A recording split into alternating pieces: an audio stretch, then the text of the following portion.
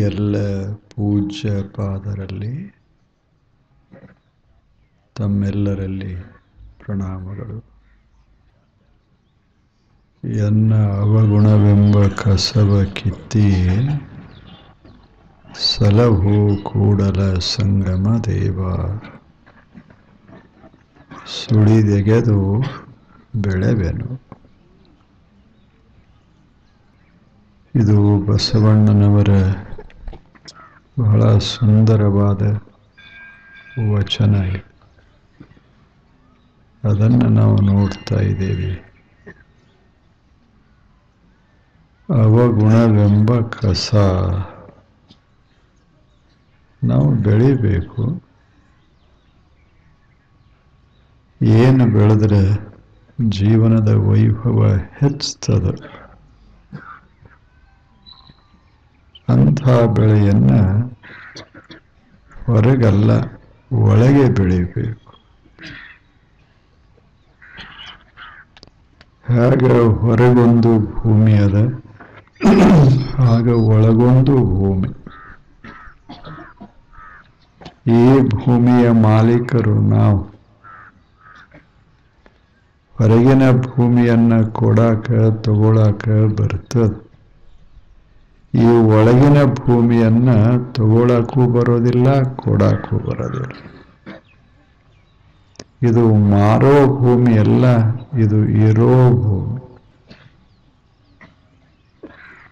ಪ್ರತಿಯೊಬ್ಬ ಮನುಷ್ಯನಿಗೂ ಇಂಥದೊಂದು ವಿಶಾಲವಾದ, ಅಷ್ಟೇ ಫಲವತ್ತಾದ ಭೂಮಿಯನ್ನ ಈ ನಿಸರ್ಗ ದೇವತೆ ಕೊಟ್ಟದ. ಅಲ್ಲಿ ಏನು ಬೆಳಿತೇವಲ್ಲ ಅದನ್ನು ನಾವು ಉಣ್ತೇವೆ. ಅಲ್ಲಿ ದುಃಖದ ಬೆಳೆ ಬೆಳಿಬಹುದು, ಸುಖದ ಬೆಳೆ ಬೆಳಿಬಹುದು. ಅಲ್ಲಿ ಭಯದ ಬೆಳೆ ಬೆಳಿಬಹುದು, ಅಲ್ಲಿ ಆನಂದದ ಬೆಳೆಯನ್ನು ಬೆಳೆಯಬಹುದು. ಅದು ನಮ್ಮ ಕೈಯೊಳಗೆ. ಹಾಗೆ ಬೆಳೆದವರು ಲಕ್ಷ ಲಕ್ಷ ಈ ಜಗತ್ತಿನಾಗ.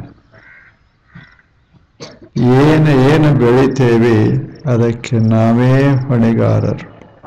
ಯಾಕೆ? ಅದು ನಮ್ಮ ಒಳಗಿನ ಆ ಭೂಮಿ, ನಮ್ಮ ಅಂತರಂಗದ ಭೂಮಿ. ಅದು ಬಹಳ ವಿಶಾಲವಾದ, ಅಷ್ಟೇ ಸತ್ವಪೂರ್ಣವಾದ ಭೂಮಿ. ಅದನ್ನು ನಾವು ಉಪೇಕ್ಷೆ ಮಾಡದೇವಿ, ಜೀವನ ಹಾಳಾಗ್ತದೆ.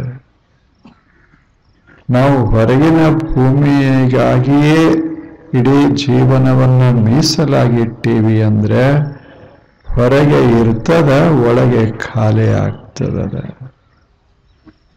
ಆದ್ದರಿಂದ ಒಳಗೆ ಬೆಳೆಯೋದು ಅಷ್ಟೇ ಮಹತ್ವದ್ದು. ಹೊರಗಿನ ಬೆಳೆ ಎಷ್ಟು ಮಹತ್ವದ್ದೋ ಅಷ್ಟೇ ಅದಕ್ಕಿಂತ ಒಂದು ಗುಂಜಿ ಹೆಚ್ಚು ಮಹತ್ವದ್ದು ನಮ್ಮಂತರಂಗದ ಬೆಳೆ ಬೆಳೆಯೋದು.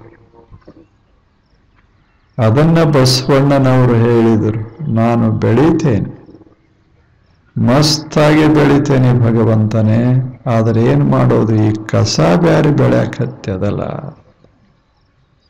ಇದು ಅವ್ರದೇ ಸಮಸ್ಯೆ ಅಲ್ಲ, ನಮ್ಮೆಲ್ಲರದು ಸಮಸ್ಯೆ. ಚಲೋದೇನರೇ ಬೆಳಿಬೇಕಂತ ಹೊರಟಾಗ ಮನುಷ್ಯನಾಗ ಏನೇನೋ ಬೆಳಿತಾವ. ದ್ವೇಷ ಬೆಳೀತದ, ಅಸೂಯ ಬೆಳೀತದ, ಇಲ್ಲೇನು ಎಂಥವು ಬೆಳೀತಾವ. ಅಸೂಯ ಅದೆಲ್ಲ ಅಸೂಯ ಗೊತ್ತಾಗ್ತದಲ್ಲ. ಹೊಟ್ಟಿ ಕಿಚ್ಚು ಬೆಳೀತದ, ಒಳಗೆ ಕಿಚ್ಚು ಬೆಳೆದ ಬಳಕೆ ಇನ್ಯಾವ ಶಾಂತಿ ಸಮಾಧಾನ ಸಿಗ್ತದೆ. ಇಂಥವು ಕೆಲವು ಒಳಗದಾವಲ್ಲ, ಈ ಅವಗುಣಗಳನ್ನ ತೆಗೆದು ಹಾಕು ದೇವನೇ. ಅವಾಗ ನಾನು ಮಸ್ತಾಗಿ ಬೆಳಿಬಲ್ಲೆ. ನಾವು ಬೆಳೆಯೋದಕ್ಕೆ ಬಂದವರು, ದೇಹಕ್ಕೆ ಹೇಗೆ ಅನ್ನ ವಸ್ತ್ರ ಬಹಳ ಮಹತ್ವದ್ದೋ ಹಾಗೆ ಮನಸ್ಸಿಗೆ ಶಾಂತಿ ಸಮಾಧಾನ ಬಹಳ ಮಹತ್ವದ್ದು. ಹೊರಗೆ ಅನ್ನ ನೀರುಗಳಿಂದ ಈ ಶರೀರವನ್ನ ಆರೋಗ್ಯವಂತಗೊಳಿಸಬೇಕು. ಒಳಗೆ ಶಾಂತಿ ಸಮಾಧಾನಗಳಿಂದ ಶ್ರೀಮಂತರಾಗಬೇಕು. ಎರಡೂ ಬೆಳೆಯಬೇಕು. ನಾವು ಎಷ್ಟೋ ಸಲ ಹೊರಗಿನದಕ್ಕೆ ಮಹತ್ವ ಕೊಟ್ಟು ಒಳಗಿನದನ್ನ ಉಪೇಕ್ಷೆ ಮಾಡ್ತೇವಿ. ಒಳಗಿಂದೆಲ್ಲ ಕೆಡಿಸಿ ಬಿಡ್ತೇವೆ, ಹೊರಗೆ ಚಂದ ಮಾಡೋ ಪ್ರಯತ್ನ ಮಾಡ್ತೇವೆ. ಮನೆ ಬಹಳ ಚಂದದ, ಏನ್ ಮಾಡೋದು? ಸುಂದರವಾದ ಮನೆ ಕಟ್ಟ್ಯಾನ, ಅದು ಎಲ್ಲೆಲ್ಲಿಂದ ಕಲ್ಲುಗಳನ್ನ ತರಿಸ್ಯಾನ. ಜಪಾನ್ ದೇಶದ ಕೆಂಪು ಕಲ್ಲ, ಇಟಾಲಿಯ ಕಂದುಗಲ್ಲ, ಇಂಗ್ಲೆಂಡದ ನೀಲಗಲ್ಲ, ಎಲ್ಲ ತರ್ಸ್ಯಾನ, ಸುಂದರವಾಗಿ ಕಟ್ಟ್ಯಾನ. ಆದ್ರೆ ಒಳಗೆ ಒಂದು ದಿವಸ ತಣ್ಣಗೆ ಮಲಗಿಲ್ಲ. ಮನೆ ಹೊರಗೆ ಚಂದ ಇರಬಹುದು, ಮನಸ್ಸೊಂದು ಚಲೋ ಬೇಕಲ್ಲ.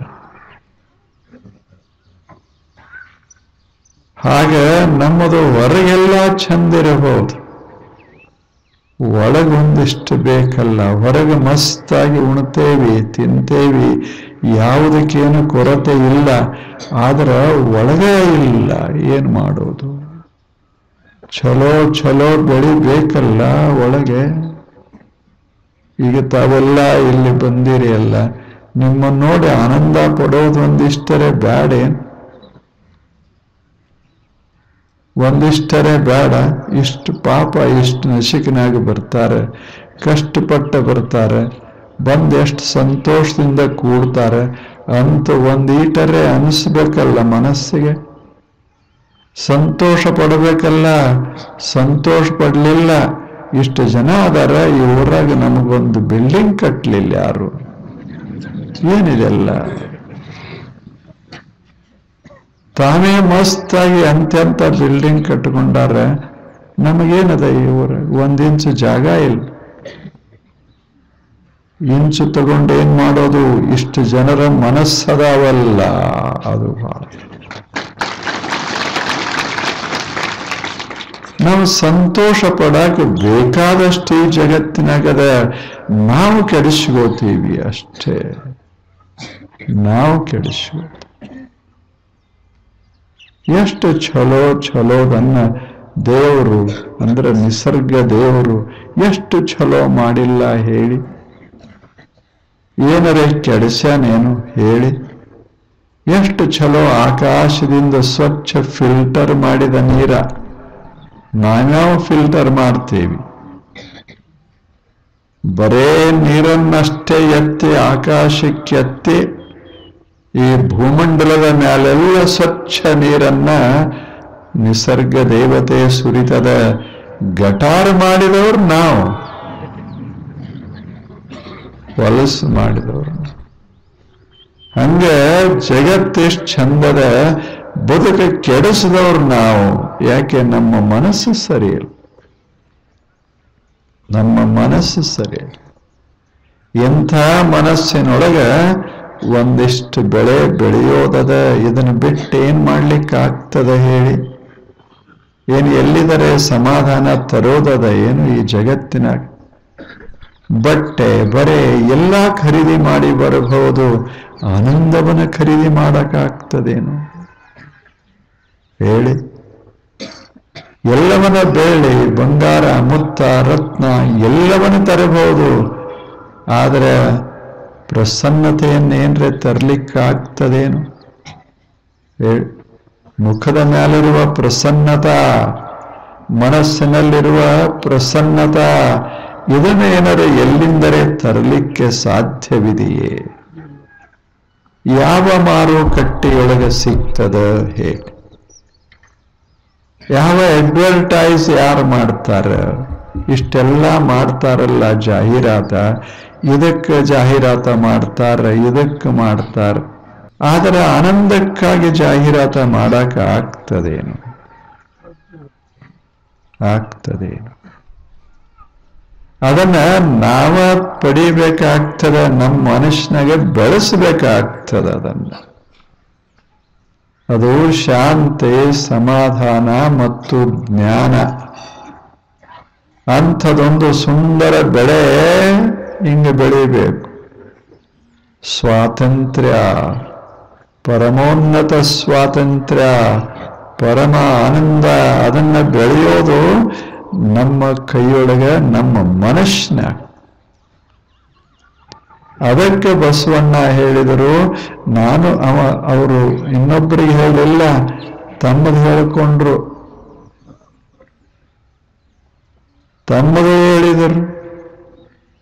ದೇವನೇ ಅವಗುಣಗಳು ಬೆಳಕ್ ಹತ್ಯಾವ ಈ ಮನುಷ್ಯನಾಗ, ಇದನ್ನೊಂದಿಷ್ಟು ತೆಗಿಬೇಕಲ್ಲ. ಒಂದೇಟು ತೆಗೆದರೆ ಸಾಕು, ಮಸ್ತಾಗಿ ಬೆಳಿತೇನೆ. ಏನು ಉತ್ಸಾಹ, ಮಸ್ತ್ ಬೆಳಿತೇನೆ. ನಾವು ಬೆಳಿತೇವೆ. ವೈರತ್ವ, ಅದನ್ನು ಬೆಳಿತೇವೆ. ಬೇಡಾದ ಸಂಗತಿಗಳನ್ನೆಲ್ಲ ಬೆಳಿತೇವಿ. ಕಸಾದೆಲ್ಲ ಬೆಳೆದದ. ಇದನ್ನು ಸ್ವಚ್ಛ ಮಾಡಬೇಕು, ಮೊದಲನೇ ಕೆಲಸ. ಇದು ಸ್ವಚ್ಛ ಆಗದೆ ಇದ್ರೆ ನಾವು ಏನು ಮಾಡಿದರೂ ಸಹಿತ ಸಮಾಧಾನ ಆಗೋದಿಲ್ಲ. ನಾವು ಓದಬಹುದು ಬಹಳ, 100 ಓದಿ 100 ಕೇಳಿದರೆ ಏನು? ಭಾರಿ ಭಾರಿ ಶಾಸ್ತ್ರಗಳನ್ನ ಓದಬಹುದು,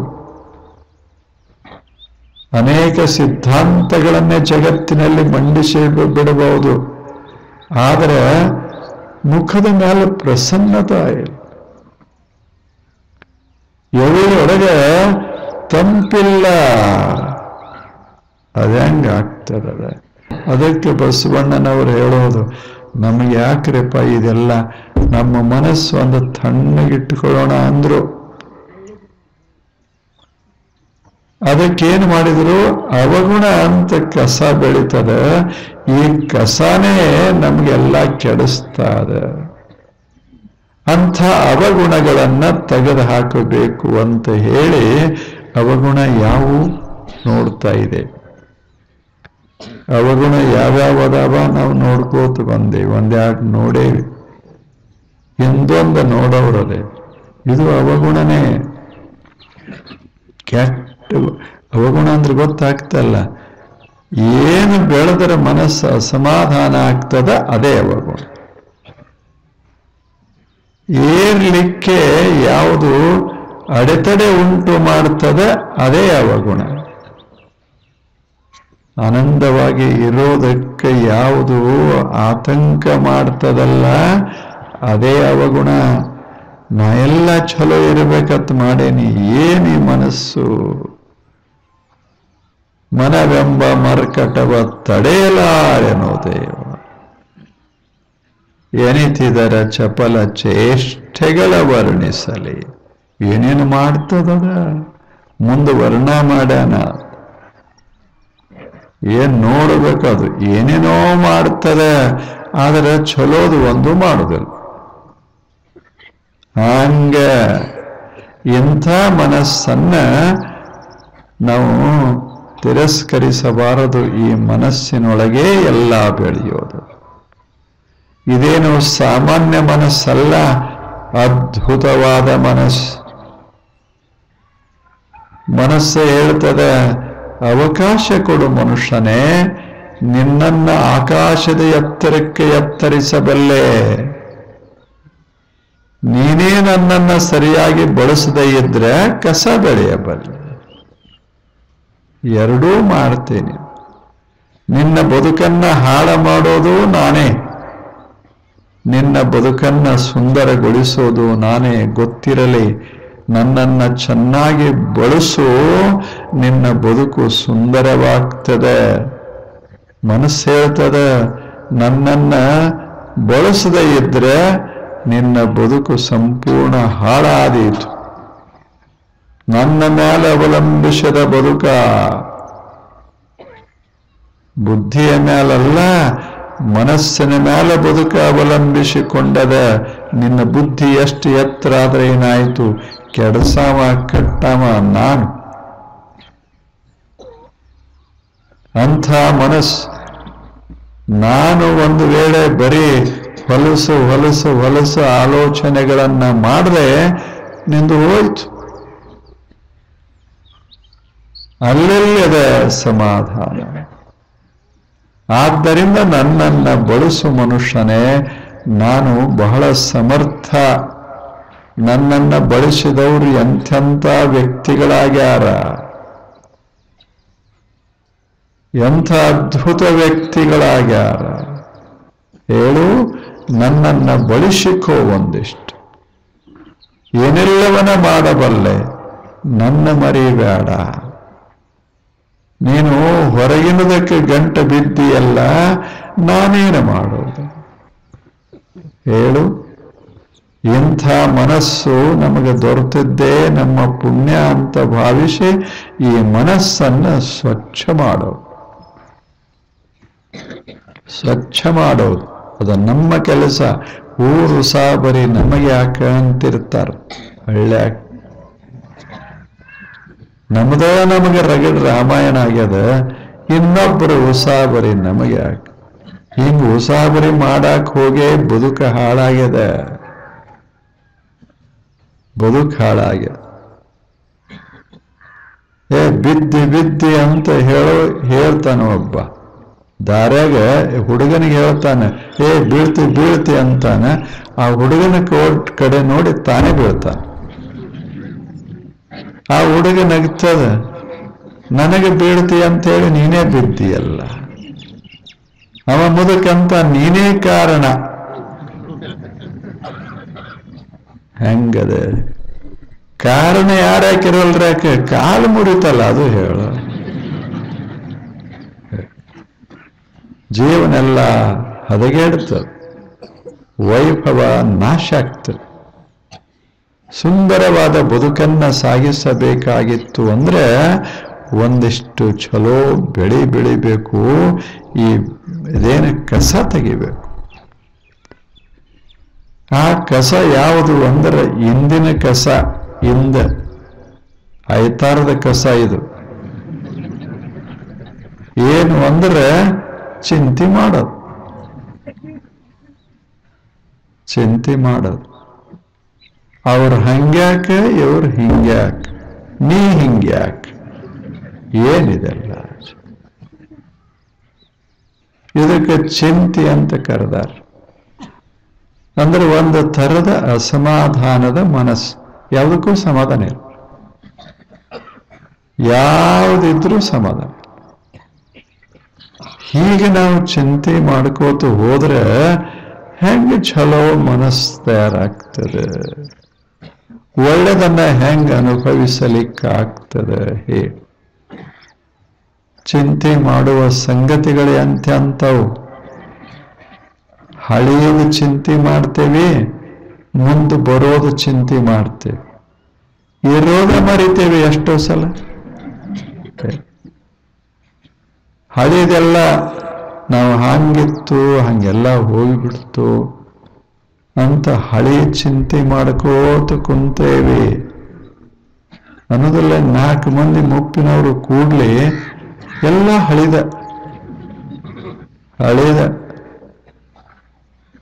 ಬದುಕೋದು ಈಗ, ನೆನೆಸೋದು ಹಳೆ. ನಮ್ಮ ಕಾಲಕ್ಕೆ ಬಹಳ ಚಲೋ ಐತಿ, ಎಲ್ಲ ಕಾಲ ಕೆಟ್ಟ ಹೋಗ್ಯದ.